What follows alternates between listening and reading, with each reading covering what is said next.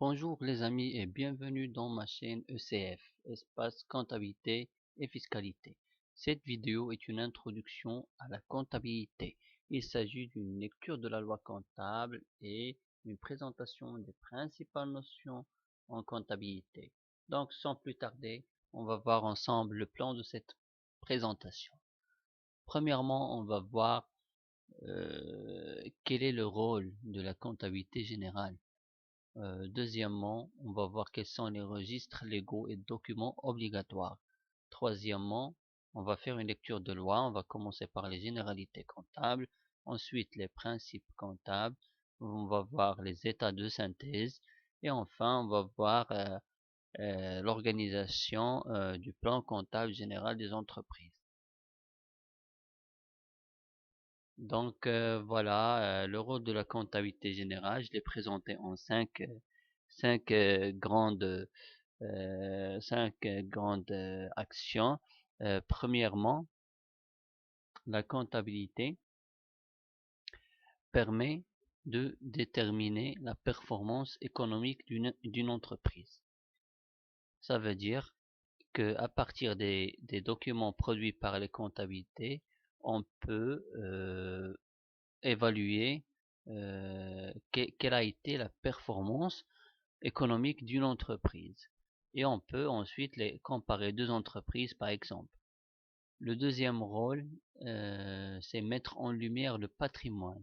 La lecture d'un bilan, par exemple, nous permet d'évaluer le patrimoine de l'entreprise à partir des immobilisations qu'elle possède, des titres et actions qu'elle a en portefeuille, par exemple, des dettes qu'elle a souscrites, et à partir de ces éléments qui sont visibles sur les états de synthèse, on peut évaluer le patrimoine d'une entreprise. Troisième volet très important, c'est établir les déclarations fiscales. Aussi, par exemple, les déclarations au niveau des banques, si la banque vous demande un bilan. Donc la comptabilité est essentielle pour arriver à rédiger ces déclarations. Ce sont des pièces annexes qu'on est souvent amené à présenter avec ces déclarations. Le quatrième rôle, c'est le suivi de l'activité et la prise de décision.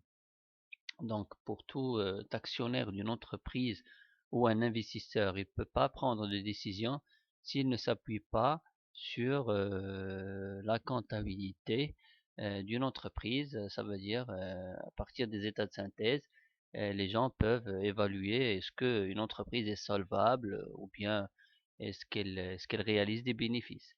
Donc, cinquième point, c'est la partie juridique, la comptabilité et les états de synthèse d'une entreprise peuvent servir de preuve juridique devant tout organisme, par exemple l'administration fiscale, bien les organismes sociaux. La comptabilité peut faire preuve de comptabilisation ou non d'une charge ou bien est-ce que par exemple la société tient correctement et respecte la loi comptable, donc on ne peut pas lui reprocher telle ou telle action. Donc si par exemple la comptabilité n'existe pas, l'entreprise n'a aucune preuve. Donc vous voyez, donc c'est aussi simple que ça. La lecture de la loi comptable. Donc comme on a dit, la comptabilité est encadrée par la loi 988. Cette loi est composée de 23 articles ou 24. Bon. On va présenter ici les articles d'ordre général, qui sont d'ordre de général. Donc, on va voir quelles sont les personnes assujetties à la loi. Quand je dis assujetties, ça veut dire les personnes qui sont tenues de présenter de tenir une comptabilité et de la présenter. Donc, il s'agit de toute personne physique ou morale ayant la qualité de commerçant, au sens de l'article 6 du Code de commerce. Donc, vous êtes un commerçant, quelle que soit votre forme juridique, ça veut dire personne morale, une société, ou bien personne physique, une personne normale agissant pour son compte sans avoir une entreprise. Vous êtes commerçant, vous êtes tenu de tenir une comptabilité. Reste par exemple, est-ce qu'une comptabilité normale ou bien simplifiée, il s'agit d'un seuil que la loi comptable avait fixé à, qui avait fixé à 2 millions de dirhams. Donc, si vous êtes supérieur à 2 millions de dirhams et que vous êtes personne physique ou morale, vous êtes tenu de tenir une comptabilité normale. Euh, je passe aux enregistrements comptables. La loi comptable vous oblige à enregistrer tous les mouvements affectant les actifs et passifs de l'entreprise. Un enregistrement qui doit respecter l'aspect chronologique, ça veut dire respecter les dates. On enregistre les opérations au fur et à mesure, au jour le jour, ça veut dire au fur et à mesure qu'elles se réalisent. Et opération par opération, ça veut dire que même si on a la même opération mais qui contient plusieurs enregistrements, il faut les enregistrer un par un et non pas en bloc. Euh, ainsi que euh, les pièces justificatives qui doivent être conservées pendant 10 ans. Ça, c'est une obligation comptable. Donc, la loi comptable présente aussi, fixe la durée d'un exercice comptable à 12 mois et peut être inférieure dans quelques cas exceptionnels, comme les cessations d'activité, ou bien les fusions, ou bien les opérations exceptionnelles, mais il ne peut jamais être supérieur à 12 mois. Donc, il peut correspondre à l'année civile, par exemple du 1er janvier au 31 décembre, ou bien chevaucher entre deux exercices, pas de problème, mais à condition qu'il respecte 12 mois. La monnaie de la comptabilité générale, c'est la devise nationale. Donc c'est le dirham. Si vous avez un document qui est en euros ou bien en dollars, vous devez le convertir au cours du jour de l'opération. La responsabilité, très très très intéressant, très essentiel de connaître que toute personne faisant profession de tenir la comptabilité doit se conformer à la loi 988 pour la tenue de comptabilité des entreprises dont ils sont chargés. Donc les experts comptables, les conseillers sont tenus de respecter cette loi, sinon ils sont responsables avec l'entreprise pour les dégâts qu'ils peuvent être engendrés. Le rejet de la comptabilité. Vous devez aussi savoir, selon la loi 988, que toute comptabilité peut être rejetée par l'administration fiscale, notamment dans le cadre des contrôles de la dite comptabilité, si cette comptabilité n'est pas tenue conformément à la loi 988. Ça veut dire quoi rejeter? Ça veut dire que votre comptabilité ne reflète pas l'image fidèle puisqu'elle contient des erreurs, des fausses informations. Donc, lorsque l'administration fiscale vous rejette votre comptabilité, vous n'avez plus de preuves. Vous n'avez plus de preuves ni sur votre résultat, ni sur votre chiffre d'affaires, ni sur votre patrimoine réel. Donc, la porte est ouverte pour tout redressement, toute reconstitution. Donc, vous devez avoir une comptabilité sincère, régulière, pour ne pas se confronter à ce cas.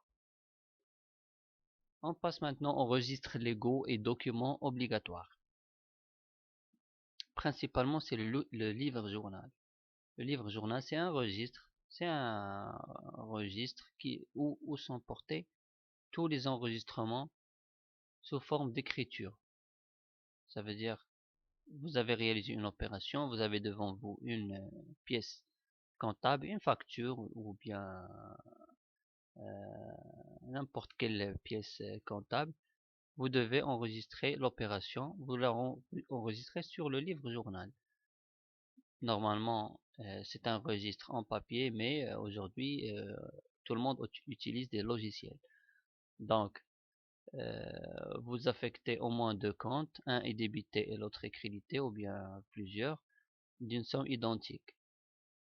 Ensuite, le grand livre. Le grand livre, c'est le grand livre, c'est là où on regroupe toutes les écritures initialement réalisées dans le livre journal, mais cette fois-ci euh, par par compte.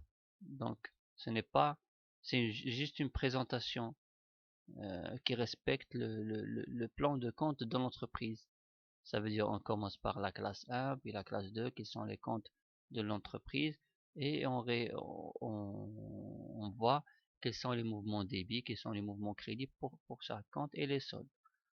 Ensuite, on va voir dans une vidéo à part comment tenir ces deux livres, car ils sont obligatoires et euh, ils sont obligatoires, ils sont très essentiels. Donc, les journaux et les livres auxiliaires, c'est quoi? Ils ne sont pas obligatoires, mais toutes les entreprises les utilisent car pour s'organiser simplement, hein, suivant le besoin de l'entreprise, euh, chaque journal peut être subdivisé en des journaux auxiliaires euh, qui, euh, qui présentent juste les détails du livre, du journal principal. Le livre d'inventaire, celui-là est obligatoire, c'est un registre où il est transcrit chaque exercice, le bilan et le CPC. Donc, le livre d'inventaire, c'est à ne pas confondre avec l'inventaire physique. Le livre d'inventaire, c'est un registre où il est transcrit le bilan, ça veut dire les postes et les comptes de situation de l'entreprise, quelles sont les immobilisations, quelles sont les créances clients, quelles sont.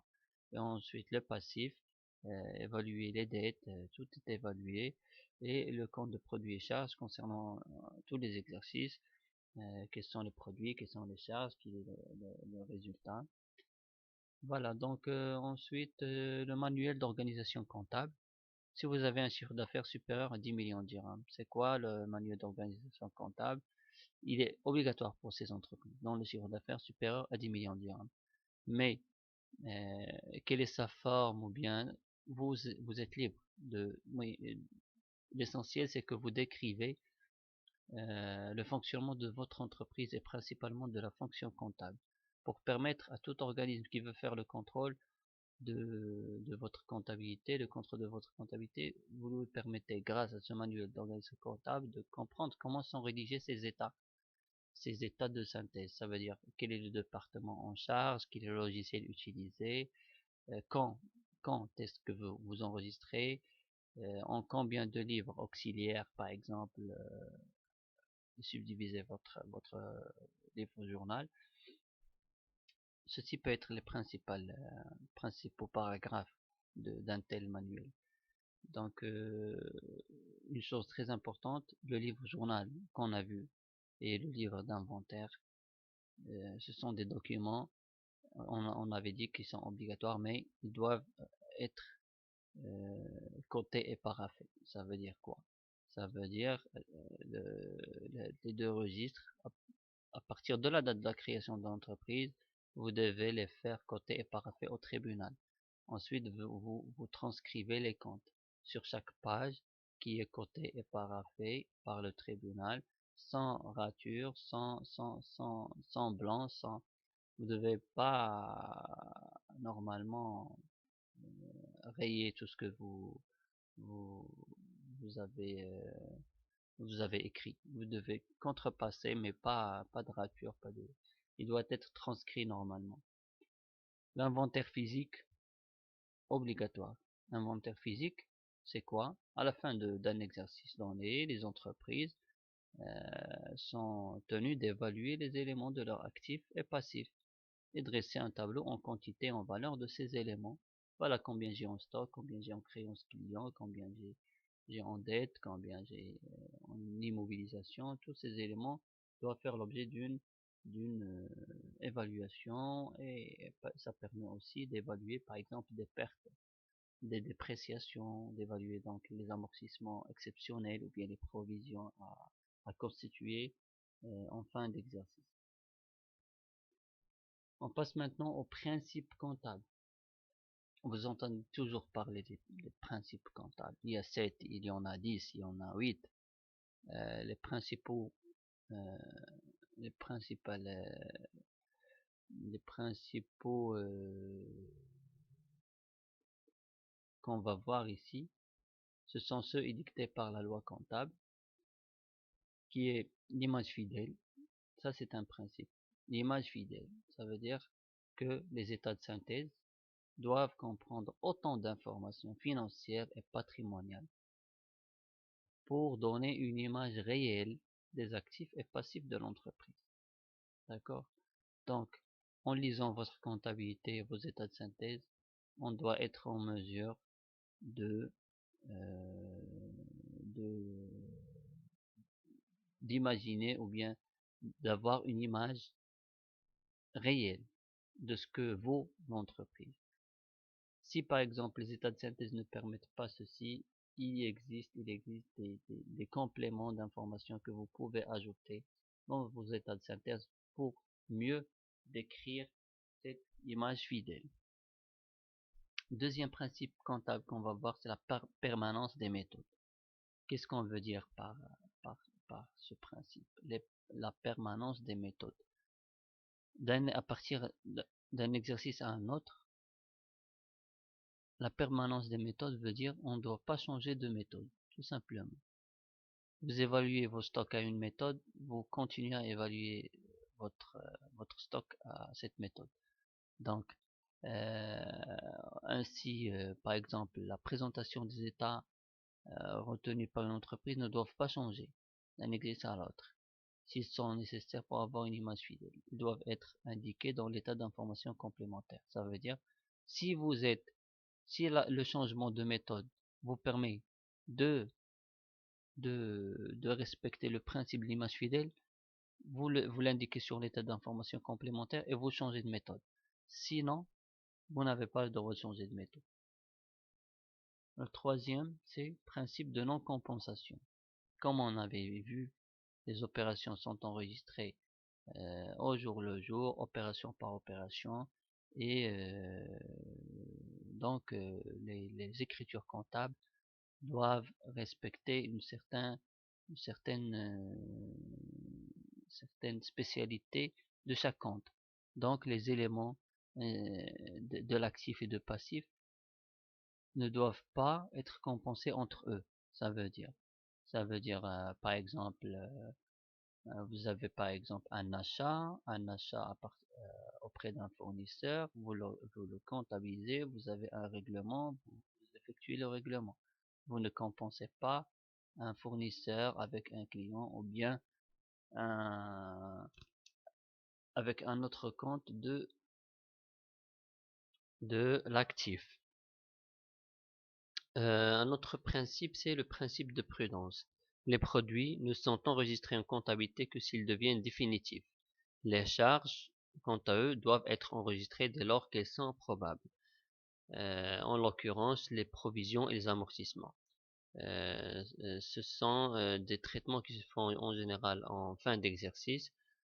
Si vous avez en fin d'exercice une charge qui est probable mais qui peut être rattachée à cet exercice, vous pouvez la constater dans des comptes de régularisation.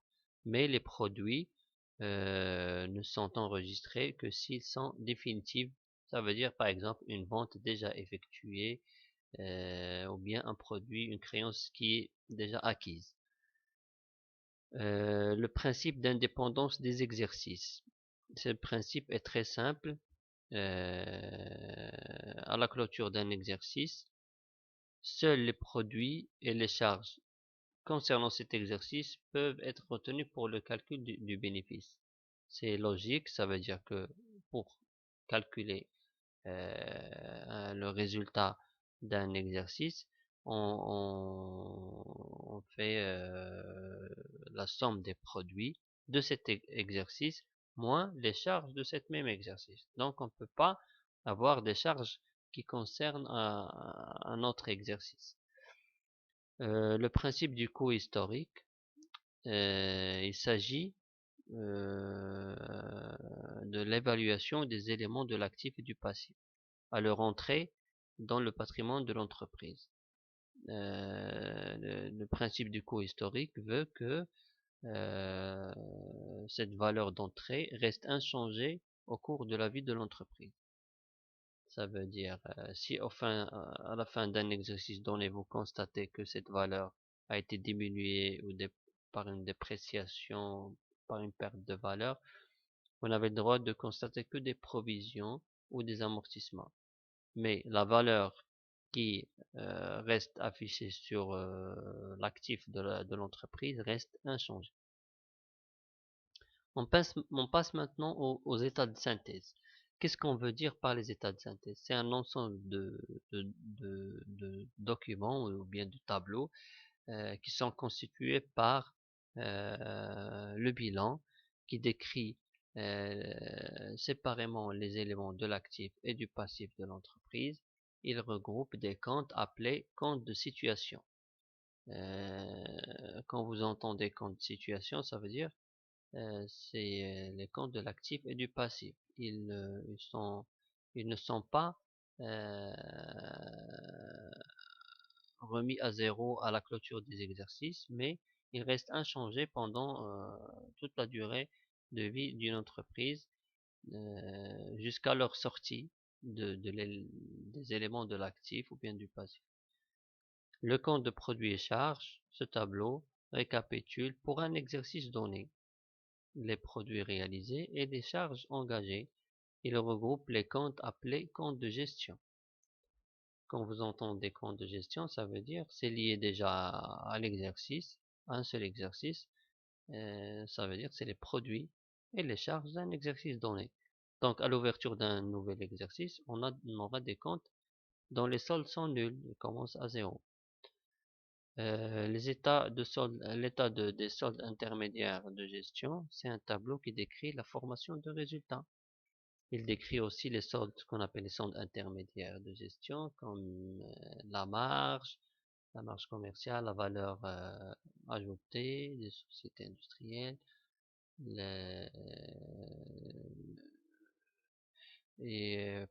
l'autofinancement de l'entreprise, pour enfin donner une vision sur comment est formé ce résultat. Par exemple, est-ce que c'est la marge commerciale qui est plus importante que, par exemple, la valeur ajoutée? Est-ce qu'on a un excédent brut d'exploitation ou une insuffisance brute? Et à partir de ces résultats, la deuxième partie, c'est l'autofinancement de l'entreprise. On diminue ensuite les dividendes distribués et on a ce qu'on appelle l'autofinancement de l'entreprise. Est-ce que l'entreprise a eu des ressources supplémentaires? Le tableau de financement, quant à lui, met en évidence l'évolution financière d'un exercice à l'autre à travers la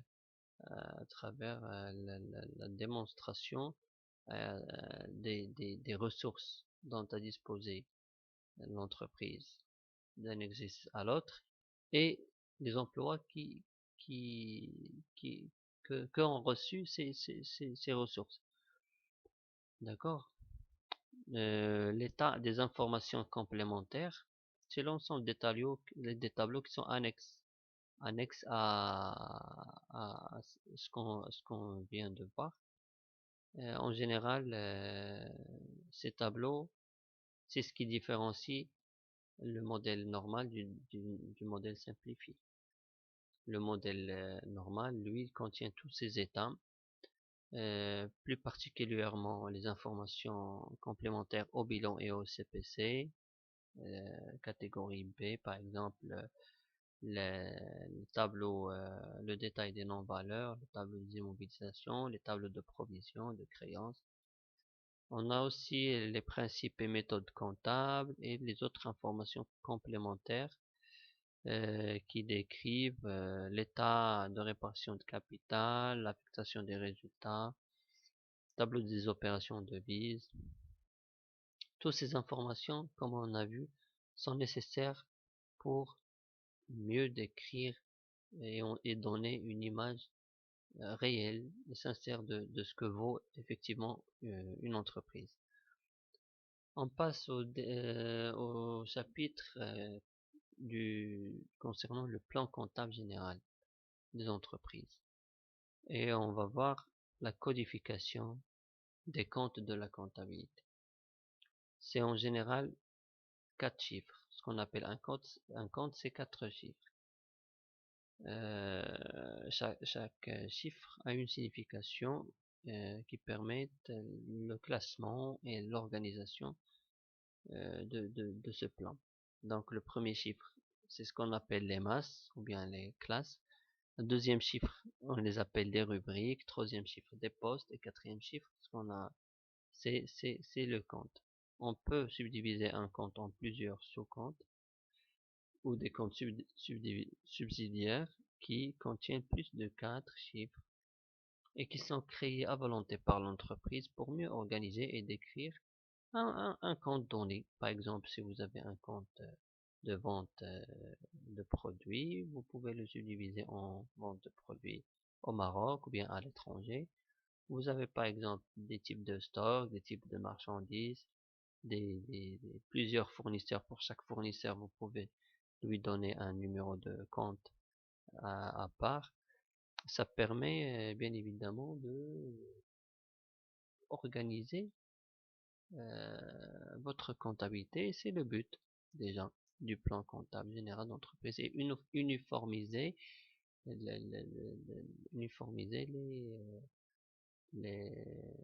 uniformiser les, les pratiques entre les entreprises. On va parler des comptes de situation qui sont toutes décrites dans le plan comptable général des entreprises et aussi du code général de la normalisation comptable. Si vous voulez vous approfondir sur le fonctionnement de chaque compte. Ici, on va parler brièvement des classes, des comptes de situation. On parle de financement permanent. C'est la classe 1. Elle contient les capitaux propres, les subventions d'investissement, les dettes de financement. Ce sont les fonds dont dispose l'entreprise grâce à ses associés et les dettes à long terme. La classe 2, c'est le patrimoine de l'entreprise, c'est l'actif immobilisé, donc c'est les investissements de l'entreprise. C'est les immobilisations incorporelles, corporelles, immobilisation financière. La classe 3, ça fait aussi partie de l'actif, mais c'est de l'actif circulant. Vous entendez circulant, ça veut dire lié à l'exploitation, ça veut dire à l'activité de l'entreprise. Les stocks, par exemple, les créances de l'actif circulant, les titres et valeurs de placement. Le passif circulant, la classe 4, c'est le côté ressources de l'actif circulant, la partie ressources. Donc, c'est les dettes du passif circulant auprès des fournisseurs, auprès des organismes sociaux, l'État, le personnel. C'est aussi les provisions pour risques et charges et les écarts de conversion, par exemple. La classe 5, c'est la trésorerie active, trésorerie passive. Trésorerie active, c'est le compte bancaire de l'entreprise, c'est la caisse, par exemple. Trésorerie passive, c'est les crédits d'escompte, par exemple, les découverts de l'entreprise. Les comptes de gestion, c'est simple, c'est les produits et les charges. La classe 6, elle est dédiée au compte de charges, et la classe 7, elle est dédiée au compte de produits. On distingue trois cycles trois cycles dans ces deux classes. Donc le cycle d'exploitation, le cycle des opérations financières et le cycle des opérations non courantes. Quand vous entendez exploitation, ça veut dire c'est le cœur de métier de l'entreprise. Ça veut dire côté charge, c'est les achats de matières premières, c'est les achats, c'est les salaires, c'est tout ce qui est en rapport avec l'activité de l'entreprise. Les produits de l'autre côté, c'est la même chose, c'est les ventes, c'est les livraisons soi-même de l'entreprise, c'est des subventions reçues. Côté financier, côté charge, c'est principalement les intérêts d'escompte, les intérêts des crédits bancaires, et le leasing par exemple. Produits financiers, c'est aussi parce que l'entreprise peut aussi avoir des intérêts comme produit lorsqu'elle prête de l'argent à d'autres entreprises, par exemple. Le cycle non courant, quant à lui, c'est des opérations exceptionnelles que l'entreprise a faites, par exemple les cessions d'une immobilisation, les charges non courantes comme des pénalités, des majorations.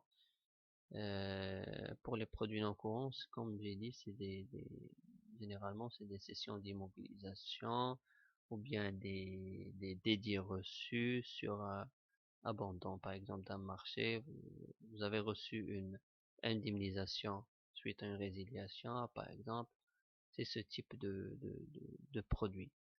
Donc, ainsi, c'est la fin de cette présentation. Ça a été une présentation générale de, de, de l'ensemble de la loi comptable, de ce que c'est le plan comptable et une vue sur les comptes du plan comptable. On a vu les principes comptables qui sont décrits par la loi 988, mais on va voir dans les prochaines vidéos euh, des vidéos spécifiques sur un aspect particulier qui sera très détaillé dans les prochaines vidéos. Donc je vous remercie pour avoir visionné cette vidéo et vous intéresser à son contenu. Je vous je vous invite à partager le contenu et à vous abonner et m'encourager par vos commentaires pour m'aider et à orienter le contenu de cette chaîne. Et au revoir, à la prochaine vidéo.